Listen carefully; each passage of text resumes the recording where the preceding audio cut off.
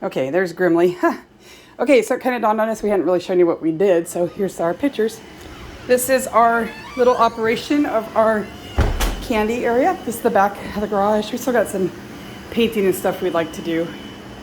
But really quick, so this is all inventory getting ready to go out to our new store today. Got those boxes and some more to go.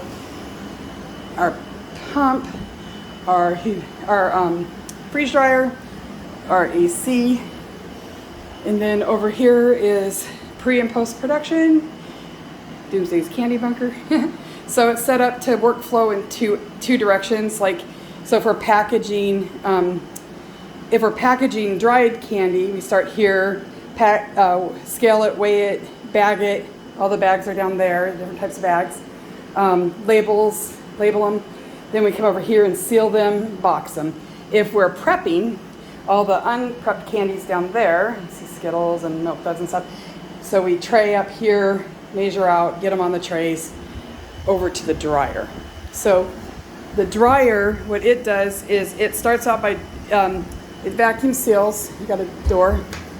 It starts off by dropping the temperature to negative 40 degrees to freeze everything in here. And then you put your tray, you put your trays in with it. You put your trays in after it's cooled for 15 minutes, and then you lock it up, close your valve so that you can have pressure from the pump when it goes.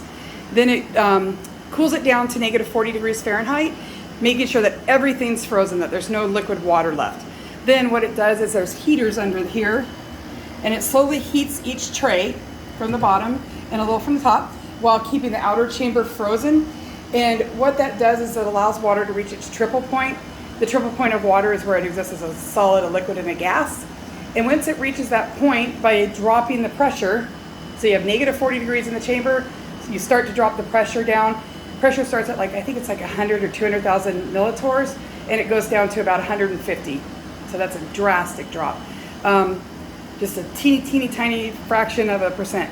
And what that does is it causes the water to escape the food by going directly from being a solid to being a gas in a process called tryptophanation, or I think that's right, or in other cases they call it sublimation, like with dry ice. And what you end up with is a product where instead of cooking the water out like dehydrating does and desiccating basically the matrix of the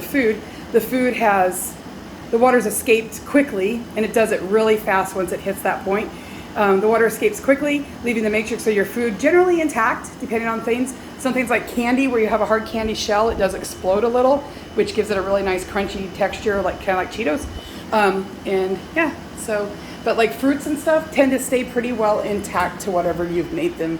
So like the strawberries, they look like strawberries, and they've got thickness to them, but they're really soft and kind of like a really dry sponge, but they taste good, and you could actually rehydrate them and reuse them. So like you could easily use those for like strawberry shortcake or something. So, all right, well, that's the bunker. And that's, I got one more thing. It's our cotton candy machine and area with our sugars and the bags and flopped Jolly Ranchers that got too much moisture in the drying process. We will grind those and make cotton candy with them. Jolly Rancher cotton candy is absolutely fabulous. So we take any failed Jolly Ranchers, melt it down and make glass candy out of it, store it with oxygen absorbers in airtight bags, and then we will grind this all and put it through the cotton candy machine when we have time. So, all right, that's the deal. That's the production.